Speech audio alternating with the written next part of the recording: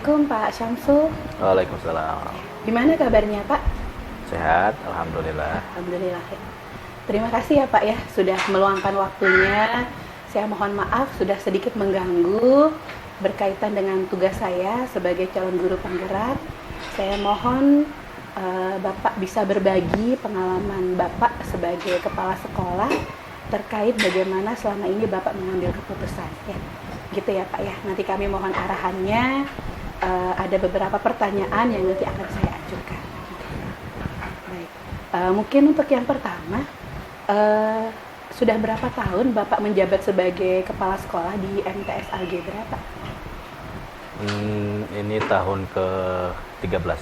Oh, sudah 13 tahun ya Pak ya.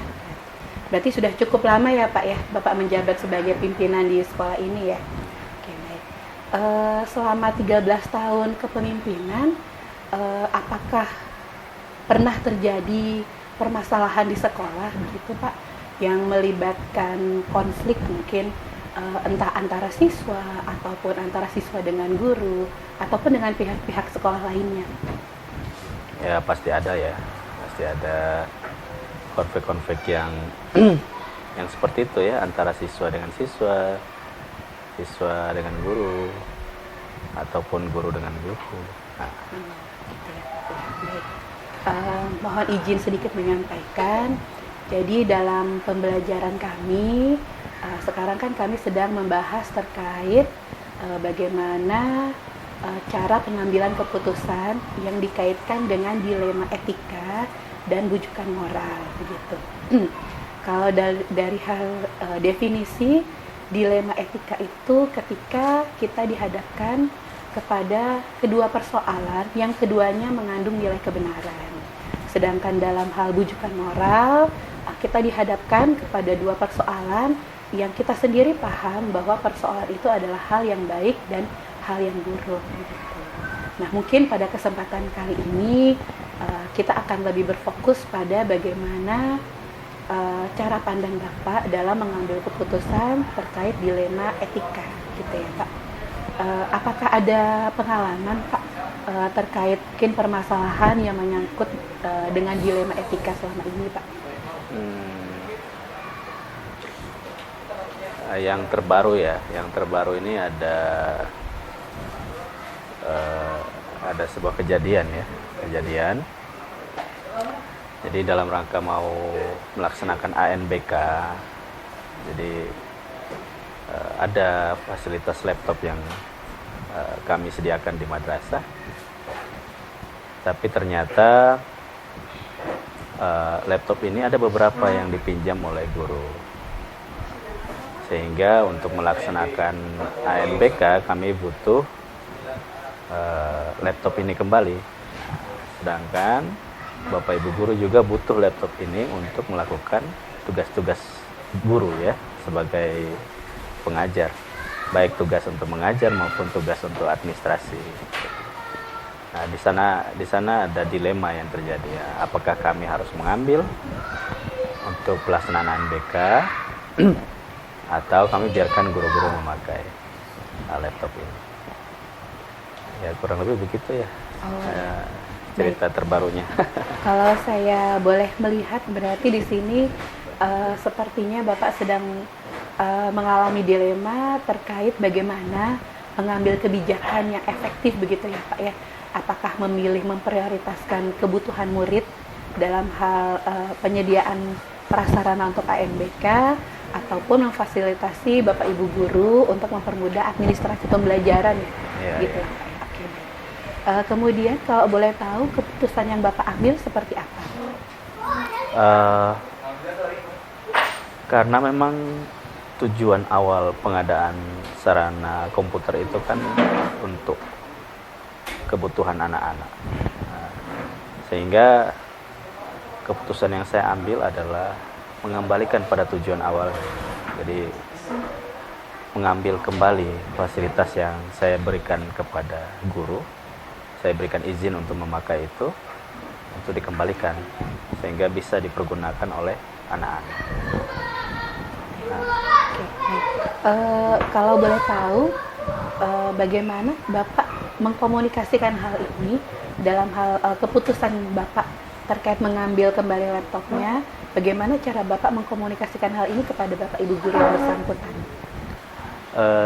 Saya sampaikan secara langsung ya, saya bilang ini dalam rangka untuk menyediakan fasilitas ujian untuk anak-anak. Jadi mohon Bapak Ibu yang sudah menggunakan laptop dari madrasah untuk dikembalikan karena akan digunakan untuk ujian. Ya, saya sampaikan langsung kepada Ibu. Berarti keputusan Bapak sudah Bapak sampaikan ya Pak ya?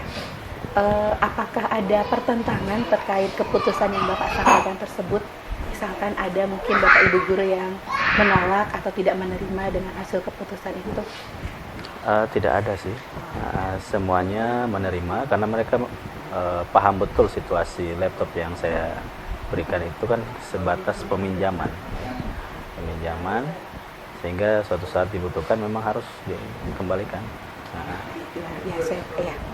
Teknik pengambilan keputusannya berarti memang sudah Bapak pertimbangkan sebaik mungkin, karena dari sini saya bisa melihat bahwa tidak ada pihak yang merasa dirugikan begitu ya Pak ya, atau boleh dibilang semua selaras dengan keputusan yang Bapak sudah sampaikan. Baik, kemudian dari permasalahan yang Bapak ceritakan ini, apakah sebenarnya Bapak memiliki opsi lain sebelum akhirnya membuat keputusan tersebut? Memang ada beban tersendiri karena ketika saya mengambil kembali laptop ini berarti otomatis Bapak Ibu guru yang meminjam laptop ini sudah tidak memiliki fasilitas lagi untuk mengerjakan tugas-tugas administrasinya ya. Sehingga ya mau tidak mau saya harus memikirkan solusi baru untuk Bapak Ibu guru ini. Ya salah satu solusinya saya harus bicarakan dengan pimpinan ya untuk terkait bagaimana sih bisa nggak ada pengadaan sarana untuk guru dari sisi laptop itu. Berarti memang Bapak sudah menyiapkan opsi lainnya di samping keputusan yang sudah Bapak sampaikan tadi ya Pak. Baik, yang barusan Bapak ceritakan itu kan permasalahan yang baru-baru ini terjadi. Kalau boleh saya tahu, apakah selama ini ada pola-pola atau mekanisme yang secara umum Bapak gunakan dalam hal mengambil suatu keputusan secara umum?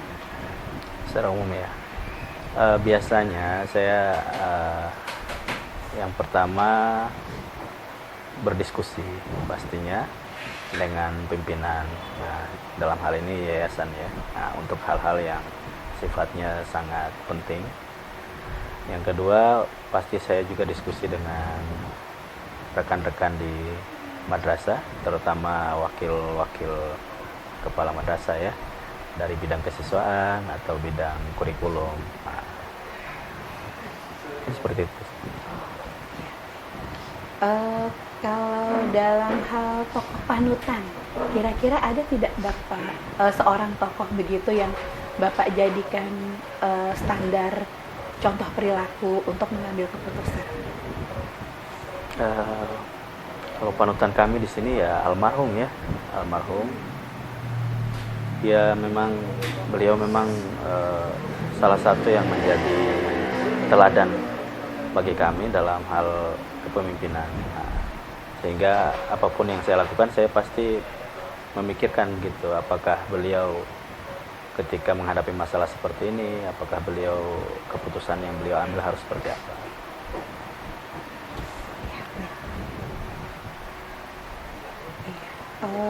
Mungkin ini pertanyaan terakhir ya Pak ya.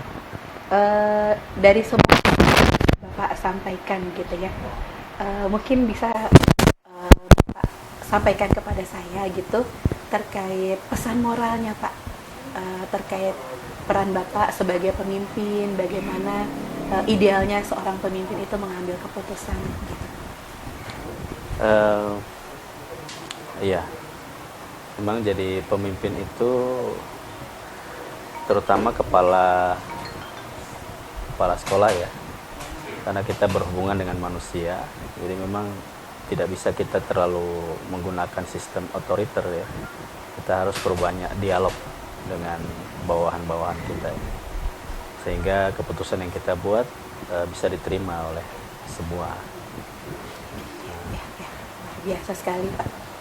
Saya dapat praktik baik yang sudah Bapak laksanakan selama ini, bahwa mengambil keputusan itu tidak boleh bersifat otoriter ya Pak ya. Karena memang di sini banyak manusia, banyak anak-anak, banyak guru-guru yang membutuhkan perhatian yang adil dari kita, dari Bapak ya selaku pemimpin. Ya, terima kasih Pak Samsul atas waktu yang diberikan pada saya. Semoga apa yang Bapak sampaikan dapat memberikan manfaat bagi saya ataupun nanti bagi rekan-rekan yang lain. Nanti mohon izin video ini akan kami bagikan, akan kami share supaya bisa menjadi manfaat dan bisa diambil pelajaran oleh yang lain. Itu ya Pak ya. Terima kasih atas waktunya sekali lagi. Assalamualaikum warahmatullahi wabarakatuh. Waalaikumsalam.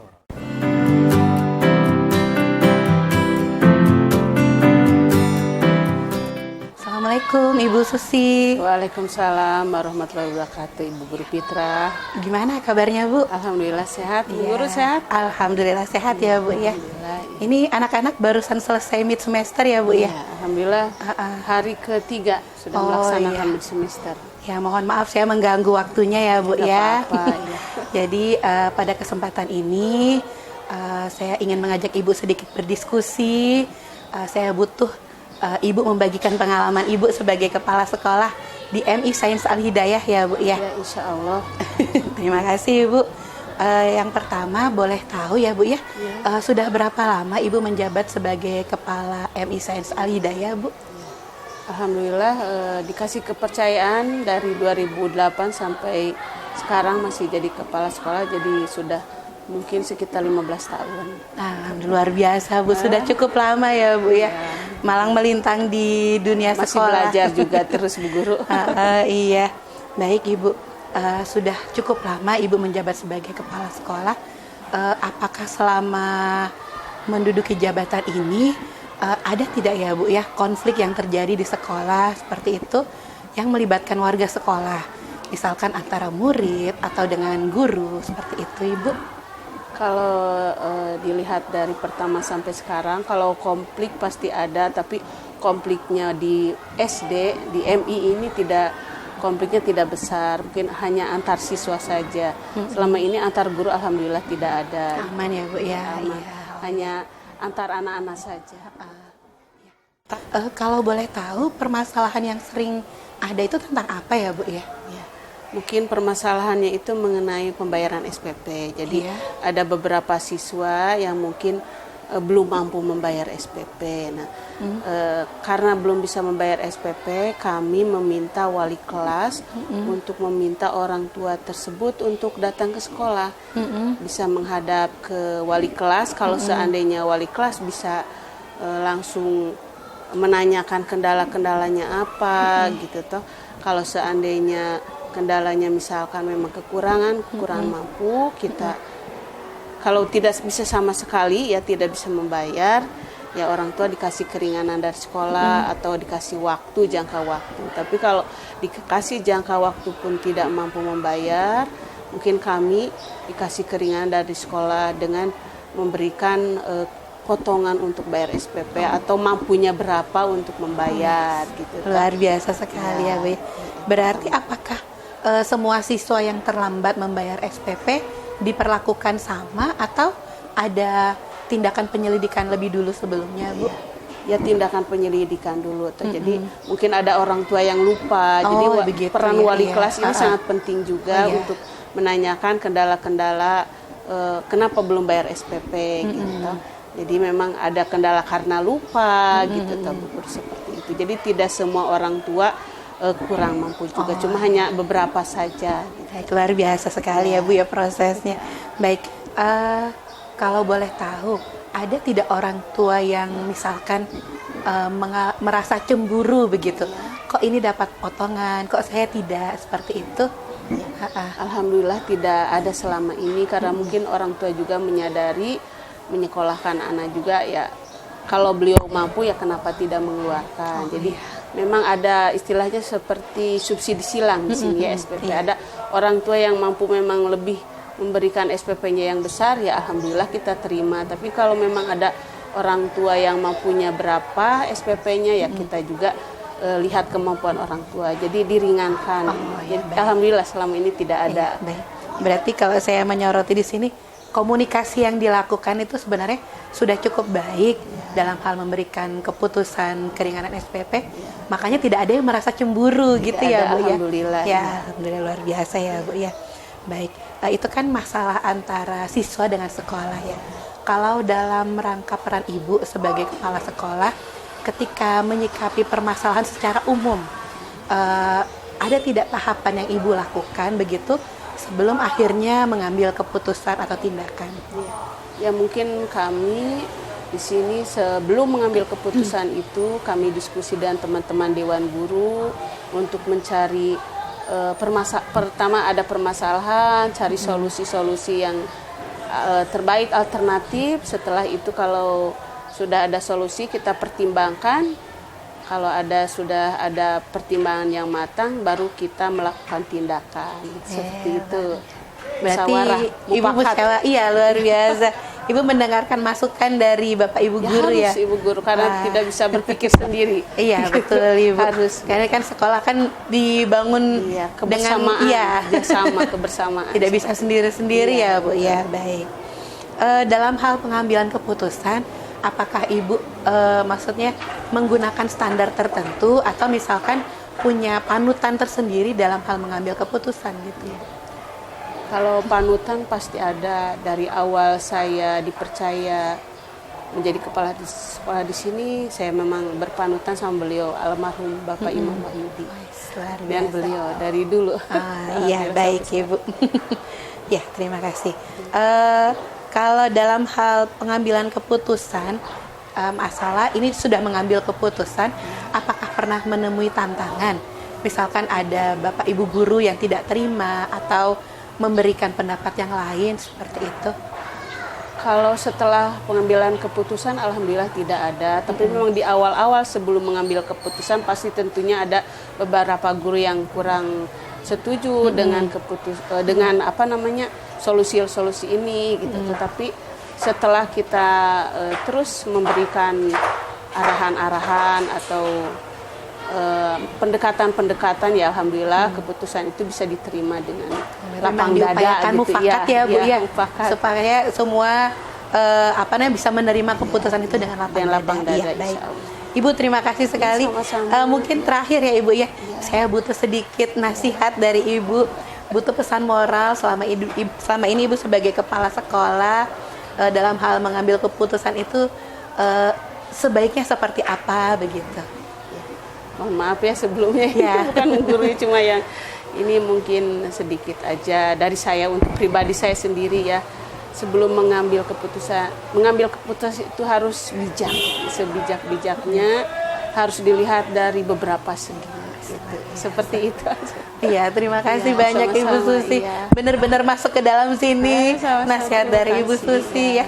Iya, saya doakan semoga proses kepemimpinannya berjalan dengan lancar. Terima kasih banyak. Ya, memegang amanah dengan teguh dan didukung oleh tim Bapak Ibu guru yang luar biasa, Ibu. Terima kasih atas waktu yang diberikan Ibu. Ya, assalamualaikum warahmatullahi wabarakatuh. Waalaikumsalam warahmatullahi wabarakatuh.